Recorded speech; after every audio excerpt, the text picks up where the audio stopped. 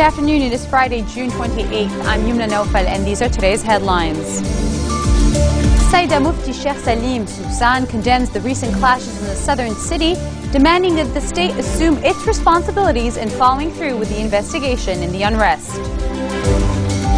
2 roadside bombs explode at dawn on the highway at the entrance of the city of Zahle in the Bekaa region, but caused no casualties or damage.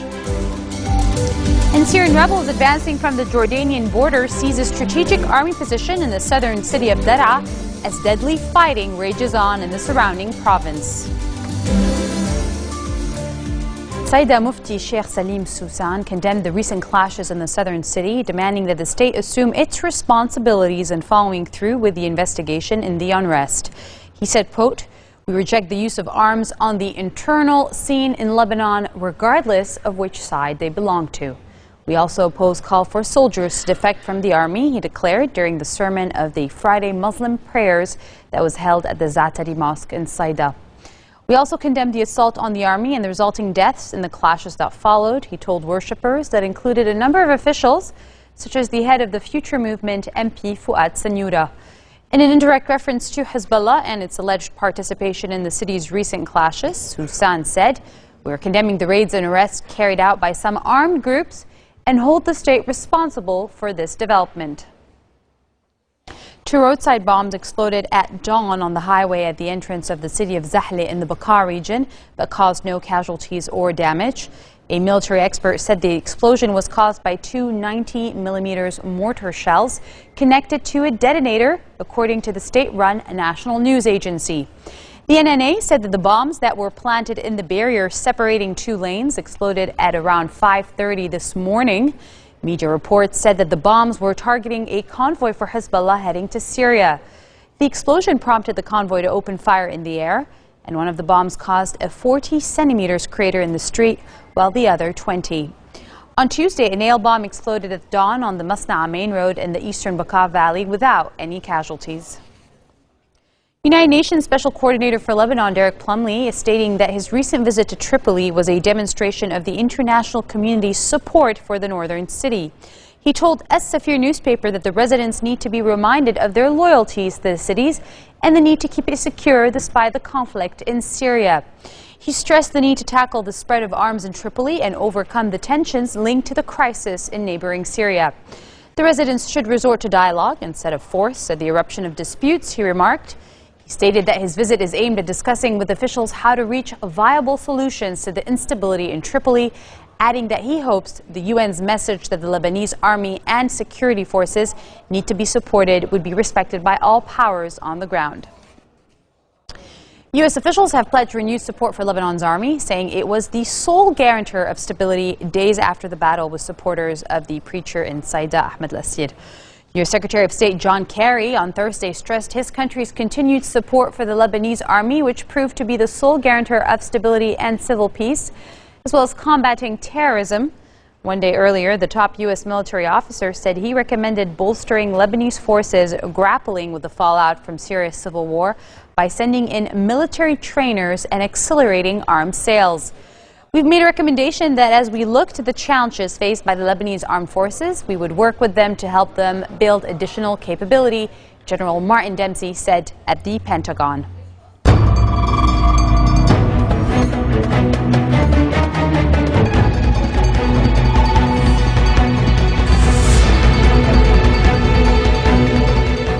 Syrian rebels advancing from the Jordanian border seized a strategic army position in the southern city of Daraa as deadly fighting rages on in the surrounding province.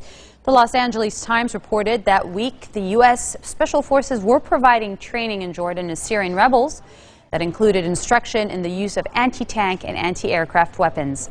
Officials in Amman denied the report, which came as Washington says it was ready to begin delivering arms to the rebels.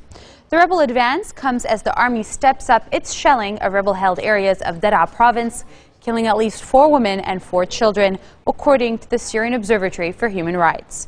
It also comes after 5 people were killed in a mainly Christian neighborhood in the historic heart of Damascus on Thursday, the observatory said, revising an earlier toll.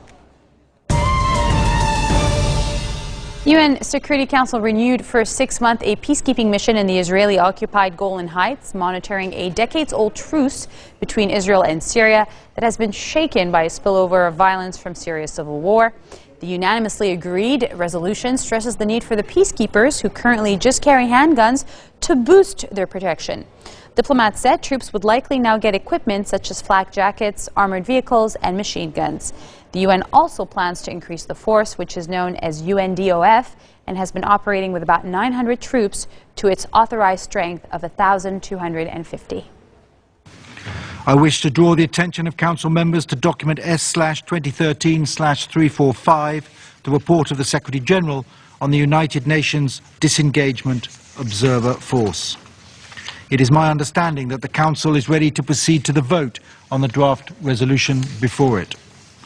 I shall put the draft resolution to the vote now. Will those in favour of the draft resolution contained in document S/2013/376 please raise their hand?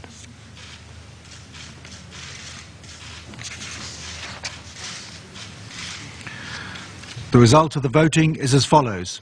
The draft resolution received 15 votes in favour. The draft resolution has been adopted unanimously as Resolution 2108. Coming up next, South Africans protesting a visit by their country to U.S. President Barack Obama rally a few blocks from well-wishers at a hospital where hero Nelson Mandela is ill. Stay with us.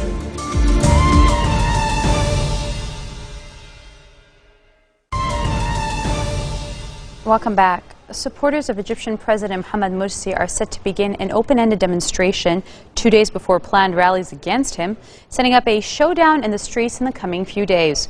With the start of Egypt's weekend, people began to gather in Cairo's Tahrir Square at the site of the uprising of the January 25th, 2011, and at venues in other towns. Morsi's supporters say he derives his authority from the first free presidential election in Egypt's history, and that he challenges the faceless, corrupt, and inefficient institutions. Economic troubles and religious tensions were all inherited. But his critics see him as a Muslim Brotherhood delegate, favoring Islamists in key positions and returning the country to authoritarianism. The Islamists accuse the opposition of being remnants of ousted President Hosni Mubarak's regime and of seeking to sow chaos. Attacks mostly targeting cafes in and around Baghdad in Iraq have killed 17 people, officials say. The latest violence to spark concern of a revival of an all-out sectarian war. The blast struck cafes in a neighborhood of Baghdad, the central city of Bakuba, and a town south of the capital, and came as Iraq is grappling with a long-standing political deadlock. In Bakuba, one of Iraq's most violent cities, a car bomb went off near a cafe in the center of the city, and when passers-by rushed to help the casualties, the attackers detonated a second bomb. In all, 12 people were killed and 35 wounded, according to security and medical officials. Analysts say a failure by the government to address the underlying cause of the demonstrations have given militant groups both a recruitment platform and room to maneuver. A federal grand jury indicted accused Boston Marathon bomber Tsokhar Tsaranev on charges of killing 4 people in the largest mass casualty attack on U.S. soil since September 11, 2001. The 30-count indictment filed in Boston federal court also charges the 19-year-old ethnic Chechen with setting off 2 homemade pressure cooker bombs in a crowd of thousands at the race's finish line, and with committing a carjacking and engaging in a fierce gun battle with police prior to the April 19th arrest. I'm here today to announce a federal indictment against marathon bombing defendant Tsokhar Tsarnaev.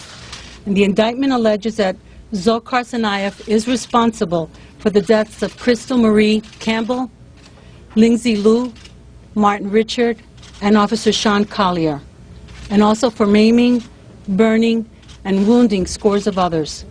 Today's charges reflect the serious and violent nature of the events that occurred on April 15th and the tragic series of events that followed. The defendants' alleged conduct forever changed lives. The victims, their families, and this community have shown extraordinary strength and resilience in the face of this senseless violence.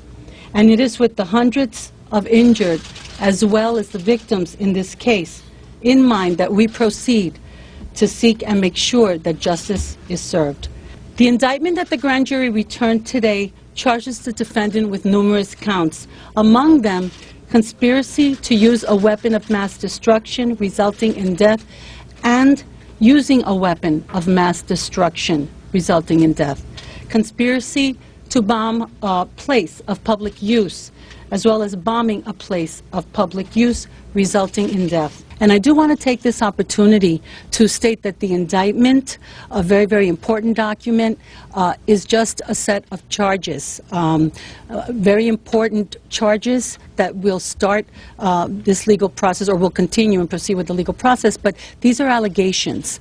I do want to remind everyone that the defendant, just like any other defendant in a federal case and in a state case, is presumed innocent, is entitled to all the rights that other defendants are, and this case will proceed justly as it will in this process.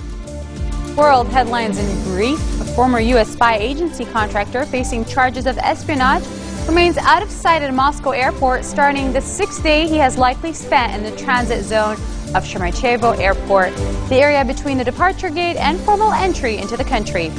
Edward Snowden, who is 30 years old, is charged with disclosing secret U.S. surveillance programs, had been in Hong Kong after making his revelations and flew to Moscow on Sunday, which Russian President Vladimir Putin confirmed. The United States says it has revoked Snowden's passport. Australia's Prime Minister Kevin Rudd urges the country's largest trading partner, China, to conclude a stalled free trade deal, using his first media conference since resuming power to praise the current bilateral relationship. Rudd, a former diplomat who speaks fluent Mandarin, said China's concerns that its farm industry could be hurt by a free trade pact were unfounded given the size of Australia's agriculture output.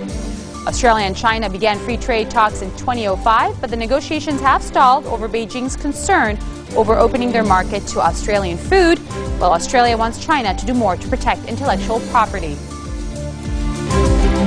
A British teenager is critically ill in hospital in Turkey after being stabbed at least 17 times in an attack in the holiday resort of Marmaris, reportedly for kissing a local girl.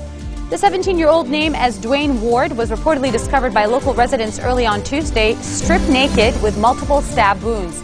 He was taken to the intensive care unit of the Marmaris State Hospital, where he is in a critical condition. 2 men have been arrested in connection with the incident.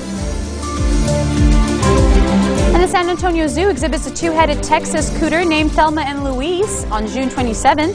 Well, Thelma and Louise hatched at the zoo on June 18, and while 2-headedness is uncommon, it is not unheard of in and both the wild and captive populations of turtles.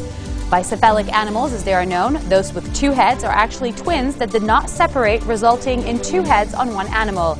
Bicephaly occurs most commonly with snakes and turtles, and the turtles are reportedly healthy and expected to be quite drawing a lot of visitors. U.S. President Barack Obama is headed to South Africa, hoping to see ailing icon Nelson Mandela after wrapping up a visit to Senegal that focused on improving food security and promoting democratic institutions.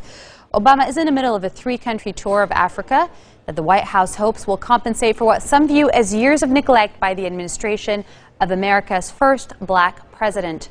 Mandela, the 94-year-old former South African president who is clinging to life in a Pretoria hospital, will dominate the president's day even before he arrives in Johannesburg. Obama sees Mandela, also known as Madiba, as a hero. Whether they are able to meet or not, officials said his trip would serve largely as a tribute to the anti-apartheid leader. Mandela has already spent 21 days in the hospital, his 4th hospitalization in 6 months.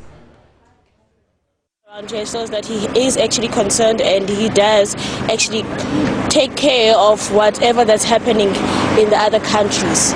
Not sticking around only in America, but he also does care, since Mandela is a worldwide known person. So I guess it is important that he came here to actually show his face, that he actually does actually give a concern about what's going on.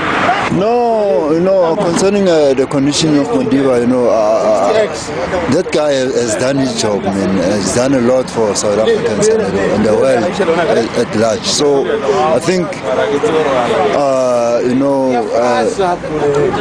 it's sad for now because he's sick, he's feeling pain and everything, but now he's done enough for the world. That's how I feel. I think it's time to go now. He's done his part, and then he should just rest. He's very old and it's time. This marks the end of our bulletin for this Friday. Let me remind you of our headlines. Saida Mufti Sheikh Salim Susan condemns the recent clashes in the southern city, demanding that the state assume its responsibilities in following through with the investigation in the unrest. 2 roadside bombs exploded at dawn on the highway at the entrance of the city of Zahle in the Bakar region, but caused no casualty nor damages. And Syrian rebels advancing from the Jordanian border seized a strategic army position in Daraa as deadly fighting rages on in the surrounding province. Those are your Friday headlines live on Future Television in Beirut. I'm Yumna Naufal, and I'll be back tomorrow with all the latest at 4:20. Good night.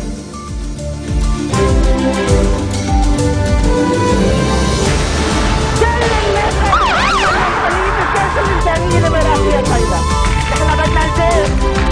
بدنا نروح